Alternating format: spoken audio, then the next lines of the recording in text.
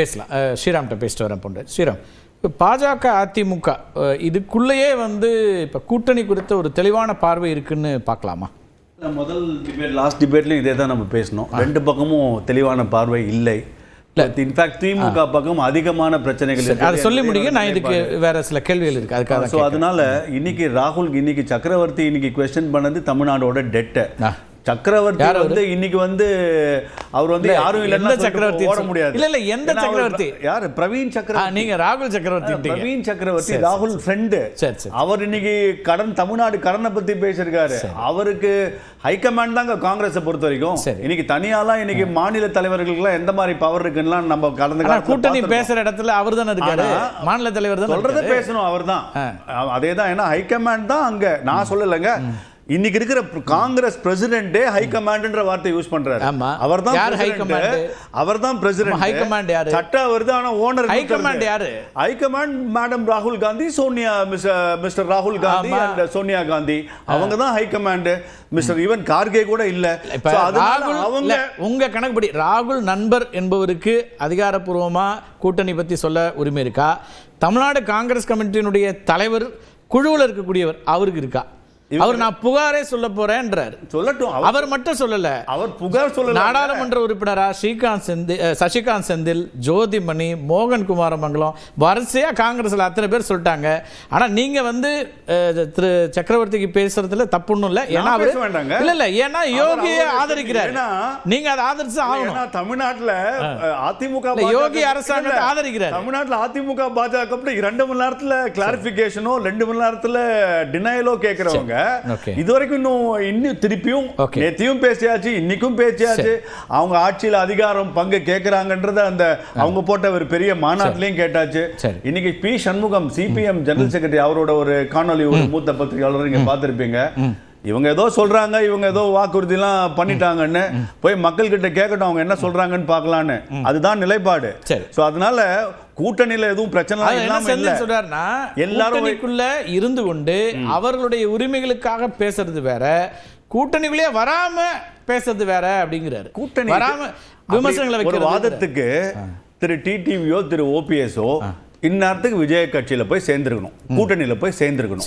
ஏன்னா அவங்க தான் ஆட்சியில பங்கு, அதிகாரத்துல பங்கு, கேட்கிற சீட்டு. அவங்க 2 பேரும் ஏன் இன்னும் போய் சேரல? என்ன ரீசன்?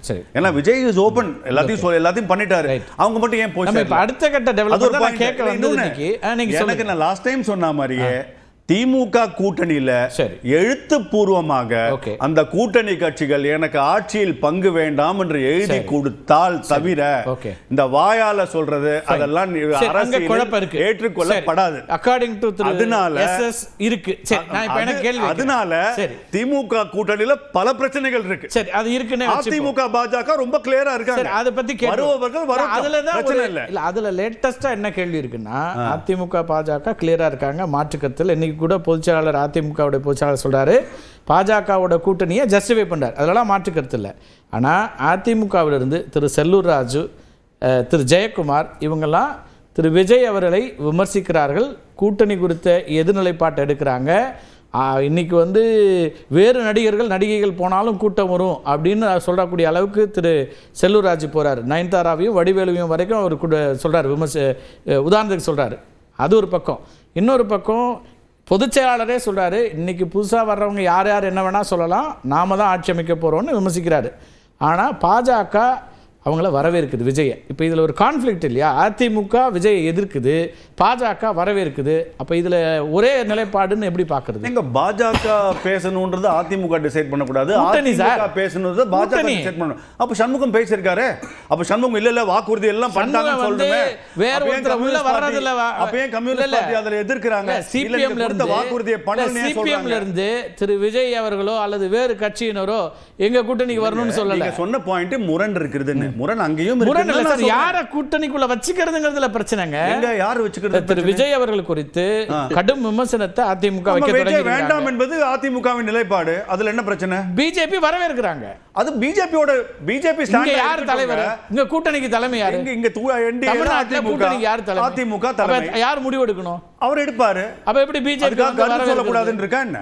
அடிமை எல்லாம் யாரும் இல்லைங்க. வரவேற்கன்னு சொல்ல முடியாதுல்ல. கருத்து ஜனநாயகத்துல எங்களுக்கு விருப்பம் இருக்கு பேசுறீங்க. அப்ப அப்படின்னா என்ன சொல்றீங்க? எங்களுக்கு விருப்பம் இருக்கு. யாருமே எங்க கட்சி ஆரம்பிச்சு வரக்கூடாது. முடிவை திரு எடப்பாடி பழனிசாமி கட்சி ஆரம்பிக்கலாங்க. அது அப்படி நீங்க பார்க்கணும். யார் வேணா கட்சி ஆரம்பிக்கலாம் ஜனநாயகத்தின்றது ஒரு பாஜகவின் கருத்து. கட்சி ஆரம்பிக்கிறத பத்தி அதிமுக கட்சி ஆரம்பிக்கிறத பத்தி பிரச்சனை சார். அப்புறம் விஜய் எங்களோடு இணைய வேண்டும், எங்க கூட்டணிக்கு வர வேண்டும், அப்பதான் அவரால இதுல வந்து பாதுகாப்பா இயங்க முடியும். யாராவது சொன்னாங்களா?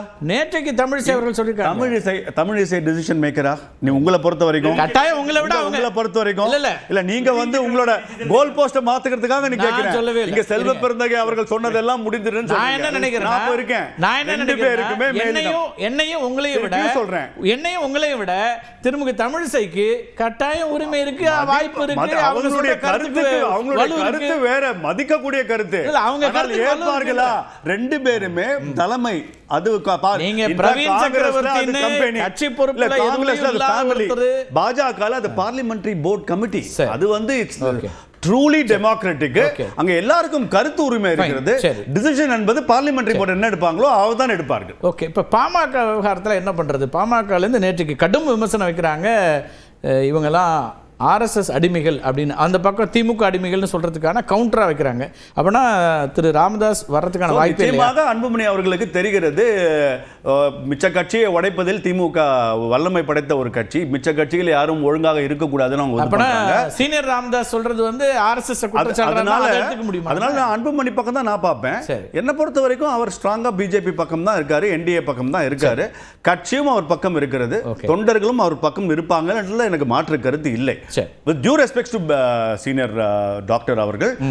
ஆனால் இந்த கட்சி பிரச்சனை, அவர்களுடைய உள் பிரச்சனை நம்ம பேசி பிரயோஜனம் இல்லைங்க. ஹோப்ஃபுல்லி அவங்க சேர்ந்தா நல்லது.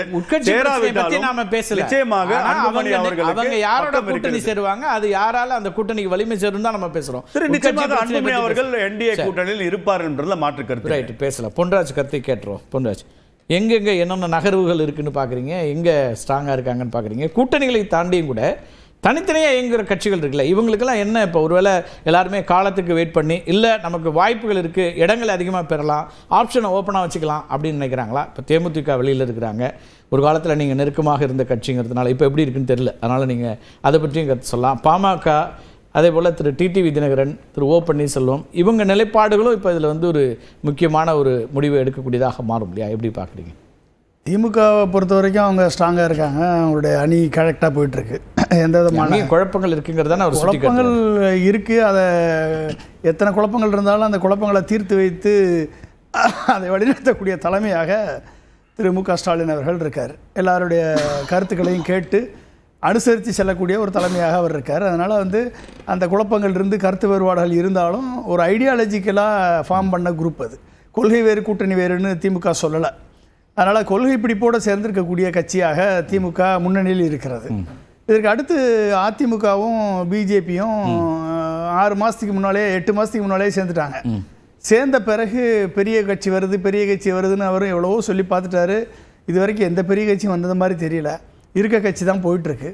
நீங்கள் சொன்னது மாதிரி டிடிவி தனியாக நிற்கிறாரு, ஓபிஎஸ் வெறுத்து போய் நிற்கிறாரு, பாமக 2ஆக உடஞ்சி நிற்கிது, தேமுதிக வருமா வராதான்னு தெரியல. ஸோ இப்படிப்பட்ட ஒரு குழப்பமான சூழலில் இருக்குது. அவங்க எல்லாருமே ஆப்ஷனை ஓப்பன் பண்ணியாக வச்சுருக்காங்க.